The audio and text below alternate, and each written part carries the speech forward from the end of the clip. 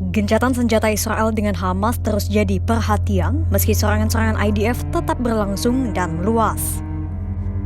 Para mediator kembali membawa diskusi kesepakatan gencatan senjata di Gaza dan Lebanon ke meja perundingan pada Senin 28 Oktober 2024. Dalam pertemuan itu, para perwakilan dari Israel, Mesir, Amerika Serikat, dan Qatar berkumpul di Doha.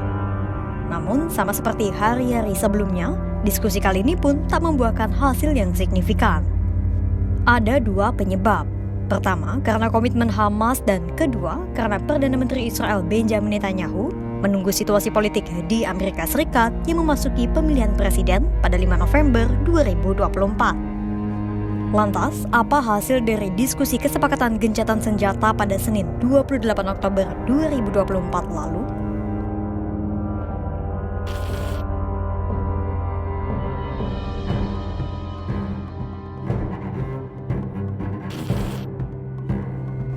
Diskusi kesepakatan gencatan senjata kali ini dihadiri oleh Direktur CIA William J. Burns, Perdana Menteri Qatar Mohammed bin Abdul Rahman bin Hashim Al Thani, dan delegasi lainnya. Dalam diskusi gencatan senjata itu, hasilnya jauh dari kata sepakat. Belum ada kecocokan antara Israel dan Hamas. Hamas tegas hanya akan menerima kesepakatan gencatan senjata tanpa batas waktu alias permanen. Hal itu disampaikan oleh salah satu pejabat Hamas, Osama Hamdan, pada Minggu 27 Oktober 2024. Sementara, Perdana Menteri Israel Benjamin Netanyahu hanya mau menyetujui kesepakatan gencatan senjata sementara yang memungkinkan tentaranya kembali melancarkan pertempuran di Gaza. Keteguhan itu didorong oleh sikap para anggota sayap kanan yang mengancam akan menjatuhkan pemerintahan jika Hamas masih tetap berkuasa. Tapi, langkah Netanyahu selanjutnya pun sejatinya juga masih abu-abu tergantung siapa Presiden Amerika Serikat selanjutnya. Ada dua prediksi atau skenario terkait sikap Netanyahu itu. Pertama, Netanyahu diduga akan semakin berani jika Amerika Serikat berada di bawah pimpinan Donald Trump. Atau kedua, Amerika Serikat bakal lebih ketat mengontrol Netanyahu jika Kamala Harris terpilih menjadi penerus Joe Biden. Lantas, bagaimana skenario yang akan berjalan?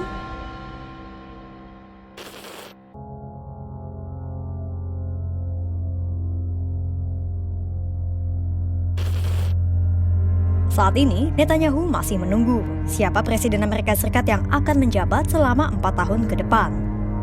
Karena menurut analis politik dan mantan ahli strategi Netanyahu, Nadav Strauchler, menilai seberapa besar kelonggaran yang akan diperoleh dari Amerika Serikat tergantung presidennya. Menurut Nadav, Trump kemungkinan besar akan memberikan kelonggaran lebih besar kepada Netanyahu.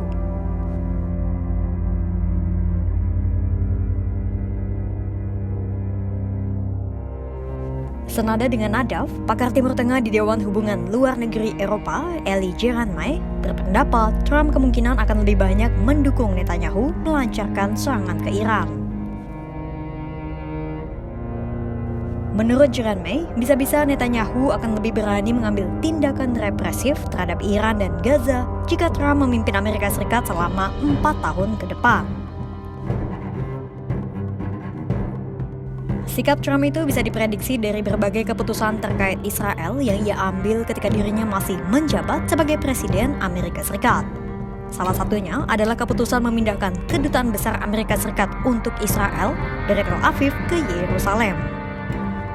Pemindahan Kedubes Amerika Serikat itu semakin melegitimasi pendudukan dan permukiman Israel di tepi barat dan dataran tinggi Golan.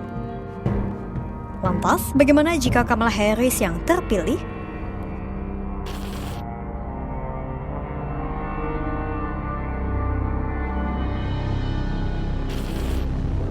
Kebalikan dari sikap Trump, jika Kamala Harris yang terpilih, kemungkinan besar bantuan finansial dan militer dari Amerika Serikat untuk Israel akan berkurang.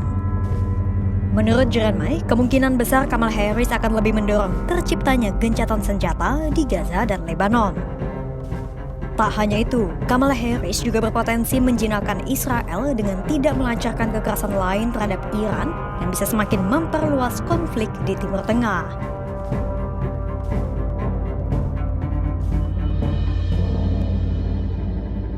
Jeremiah menduga cengkraman Israel atas Gaza kemungkinan besar akan melonggar jika Harris menjadi Presiden Amerika Serikat selanjutnya. Sebagai sekutu utama sekaligus pendonor terbesar, tentu pemilihan Presiden Amerika Serikat berpengaruh besar pada langkah yang akan diambil Israel. Pasalnya, keberlanjutan Israel melancarkan berbagai serangan terhadap musuh-musuhnya tergantung seberapa besar dukungan Amerika Serikat. Lantas, siapakah yang akan memegang tampuk kekuasaan tertinggi Amerika Serikat sampai tahun 2028? Dan skenario apa yang akan dijalankan Israel? Simak terus perkembangannya hanya di kanal YouTube Kompas.com.